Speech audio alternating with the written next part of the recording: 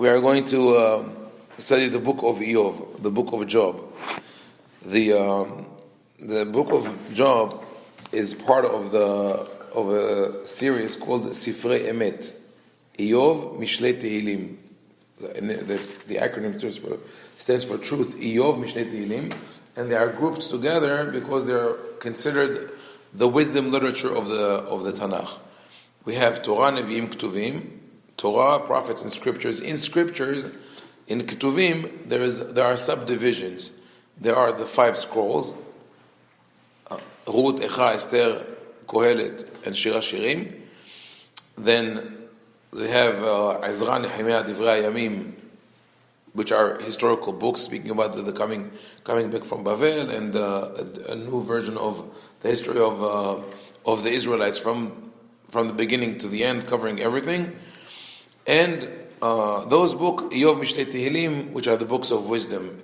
Tehilim mainly is prayer and praise, but also reflection on nature and the greatness of God. Mishlei has both religious and not necessarily religious guidance. And Eov deals with one question. The whole book of Eov revolves around one question, and that is the question of divine justice. That is also called, in short, theodicy. That's from Greek theo, God, and this is for justice. So divine justice. And the question is there divine justice at all?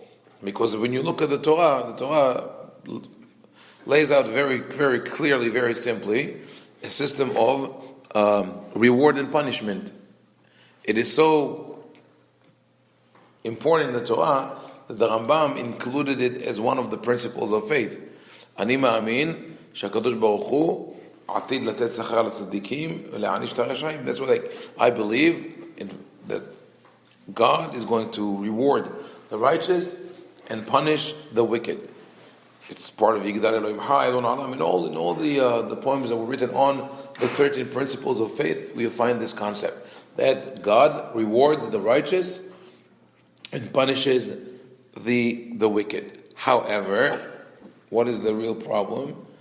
That it doesn't work, right? When you look around you look at people, and some people that you consider to be righteous, you see them suffering.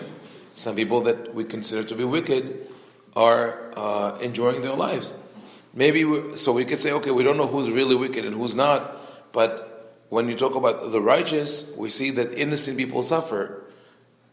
Babies who are newborn babies, or people like in mass disasters, catastrophes. Why is this happening? So this is an essential question. We could say maybe that the most important question for a believer in the theology of Judaism is that why do people suffer, and why do good people suffer? Why do bad things happen to good people? We have different variants of this question.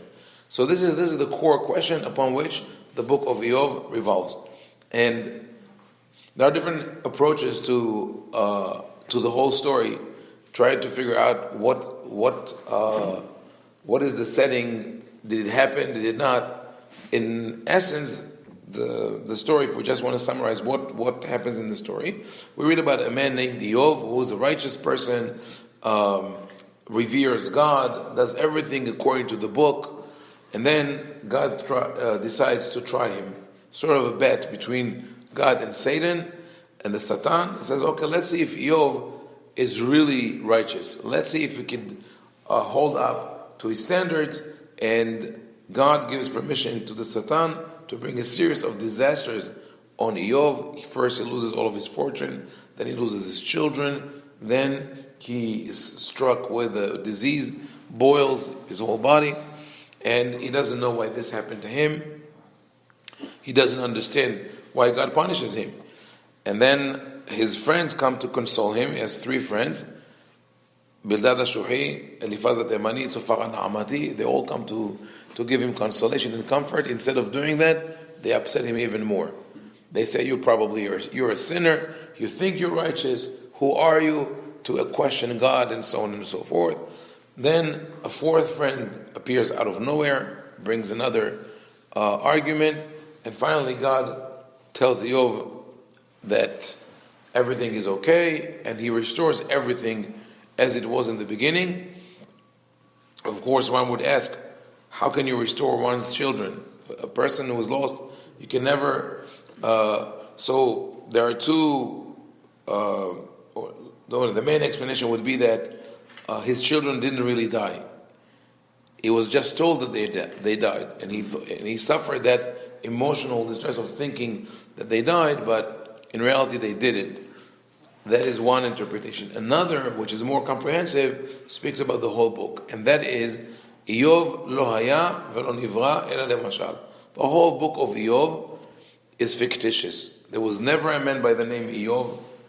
All these things that we read here didn't happen. It's an illustration of the question. The whole story is meant to deliver the message of why do bad things happen to good people? What do you do in this situation? So Iyov is in an exaggeration. You take this case of someone, a good person who's suffering, to an extreme. Here's someone who was extremely good and is suffering only because God and Satan have some kind of a bet between them, right? So we'll see as we go through the psukim that really this is probably the best way to understand the book, that it is not a true story, but rather fiction, and it was written for the purpose of delivering that message. Now, who is the author of Iyov? It is not clear. The Gemara says in Masechet Baba Batra that Moshe wrote the book of Iyov. The Gemara finds correlation between certain things in Iyov and the period of Moshe. Some say it was written at the time of Ahashverosh. Most probably, when we analyze the text of Iyov and we compare it to other books in the Tanakh, the book that is closest to Iyov in its spirit and language and metaphors is Yirmiyahu. The prophet Jeremiah, he probably wrote Iyov as well as the book of Echa, so he's responsible for a major part of the wisdom and prophecy literature in the Tanakh. Iyov, Yirmiyahu, and Echa. So let's read the beginning of Iyov. I'm reading it, chapter 1, verse 1. איש היה בארץ עוץ, איוב שמו, והיה האיש ההוא תם וישר, וירא אלוהים ושר מרע. There was a man in the land of Uz. Now we know it as a brand of chips, named Job. That man was blameless and upright. He feared God and shunned evil. ויוולדו לו 7 בנים ו3 בנות. 7 sons and 3 daughters were born to him. ויהי מקנהו 7,000 צאן ו3,000 גמלים. His possessions were 7,000 sheep, 3,000 camels, ו500 צמד בקר, ו500 אתונות, 500 yoke of oxen, and 500 donkeys, and a very large household. ועבודה רבה מאוד, ויהי האיש ההוא גדול מכל בני קדם. And this that man was wealthier than anyone in the east. So already this paragraph, if you read it carefully, you realize it's a work of fiction, because we have a man who lived in the land of Uz. Where is that land? Nowhere to be mentioned in the Torah. If it was a known land in the Middle East, the Torah should have mentioned it. Nineveh, Ashur, Aram, Bavel, Mitzrayim, Haran. You have enough countries. That Uz, if it's a city within a bigger country, should have been specified. But it's a land that's created for the sake of the story. Also, his name Iyov. Where does he come from? Who is his father? Who is his grandfather? Is he Jewish? Is he not? What tribe is he from? And later on we'll see that his name is symbolic, because Iyov is the same letters of Oyev, enemy. So, and not in modern Hebrew, but in biblical Hebrew, an enemy could also be a verb. Le'eyov. It's rare. It appears in Ve'ayav et oyevav, that Hashem says, I will be the enemy of your enemies, but it's a verb. So Iyov could be physically someone who is an enemy. And the rabbis commented on that. The rabbis noted that in the Talmud, they say that Iyov confronted God and said, Shemen ithalef lecha ben Iyov le'oyev. Iyov tells God, maybe you misread my name, and instead of reading me as Eov, you read me as Oyev, enemy, right? So, which is not, of course, not in the text, but they noted this similarity, and that's again by the author. It's an attempt to show us that something deeper is here. So, the Eov is really at odds with God, even though Eov is described as someone who is upright and righteous and reveres God and shuns the evil, but there's something in him that is Oyev. He is an enemy. How can that be? How can you have someone who is righteous and yet sort of an enemy of God? It doesn't make sense. But, well... You question God. Oh, if you question God, right. But up until the point that he was hit, that he was he started suffering, he didn't question God. So, but it's in his name. Okay, now the other element that shows us the symbolism of the text is this. He has 7 sons and 3 daughters. Total, how many children? 10. 7,000 sheep, 3,000 camels. How many in total? 10,000. 500 oxen, 500 donkeys. How many in total? 1,000. They're all multiples of 10. 10 children, 1,000 plowing animals, and 10,000 other animals. So all in multiples of 10. But even that 10 is broken into 7 and 3, 7 and 3 in 2 cases. So 7 is a symbolic number, 10 is a symbolic number. All those numbers, even if they don't stand here necessarily for something specific, but we know that they are formulaic numbers, that they always appear in context of a nice story or a fictitious story. So that tells us that this story, as I said, is fiction. And also this, the exaggeration, he was greater in wealth than all the people of the East. Now, this man his children had a practice. It was the custom of his sons to hold feasts, each on a set day in his own home. So they have the 7 sons, each one does a feast on his day. Which day, they don't say. Could have been once a month, could have been once a week, could it be once a day? And if there are 7, they will have, constant feasts every day. Sunday to Shabbat. They finish, maybe even their names were Rishon, Sheni, Shlishi, just call them by the names of the week.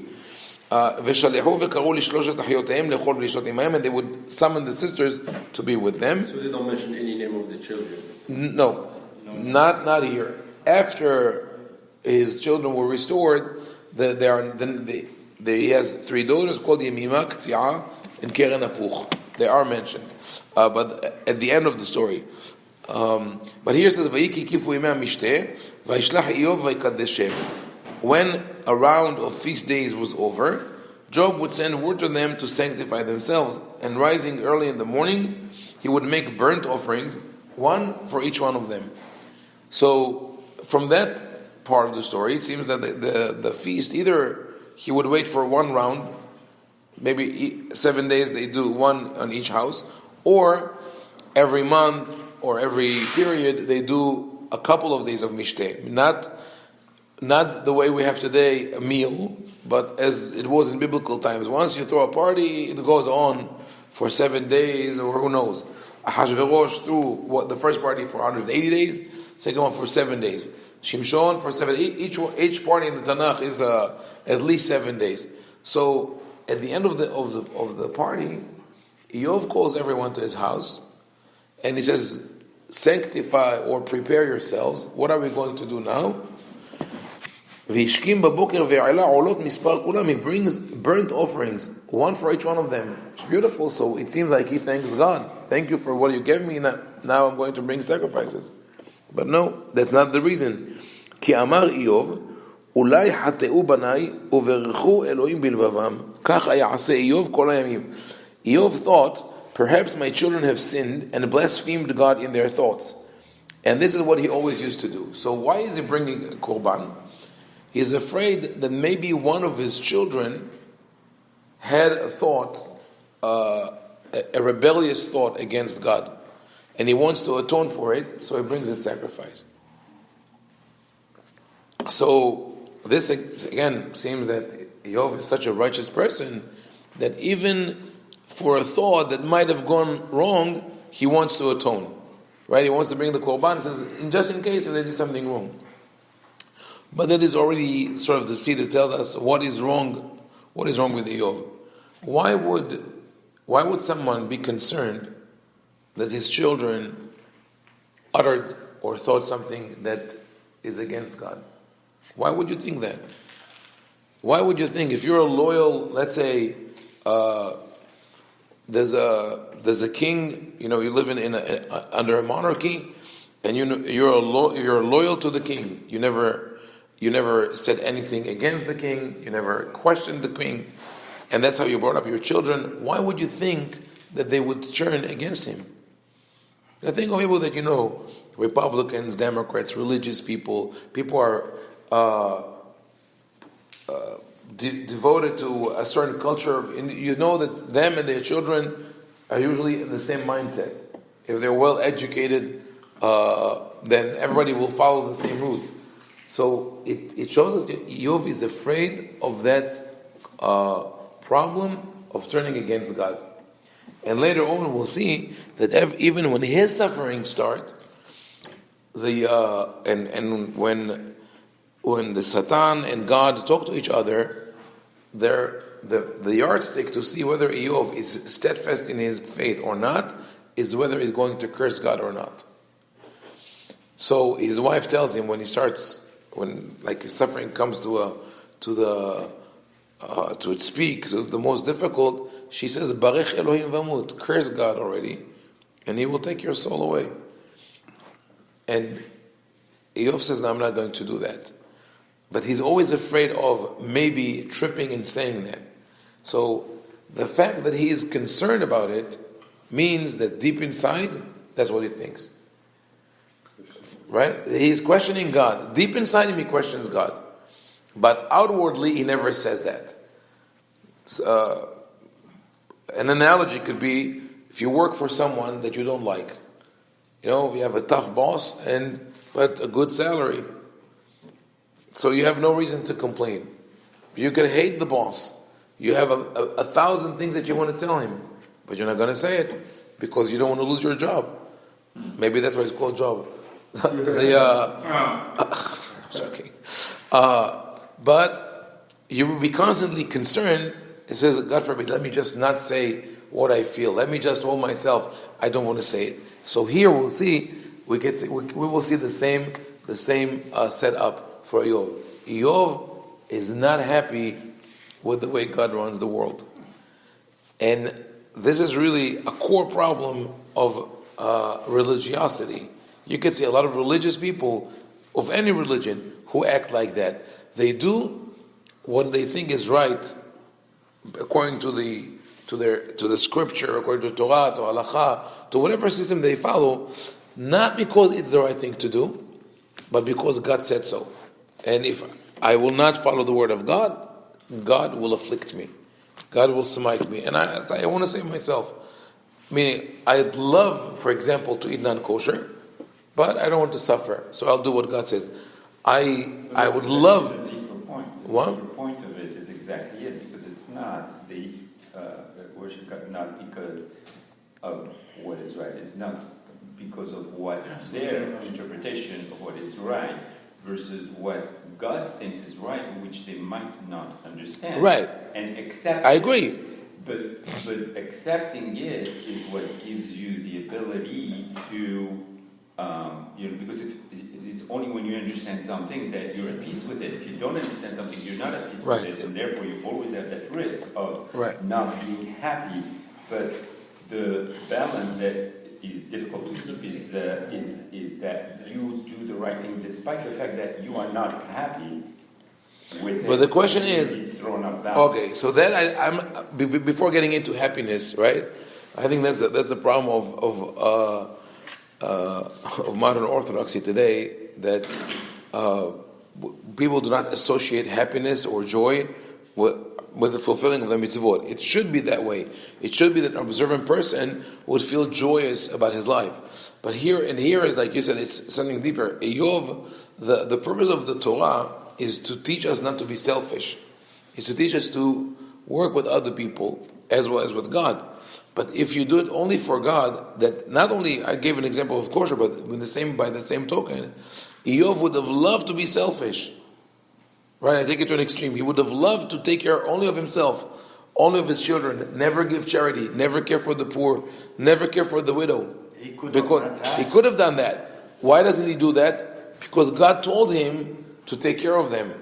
So as long as he does that and God pays him, he says, oh, the system works. I take care of them, you take care of me, all is good, beautiful.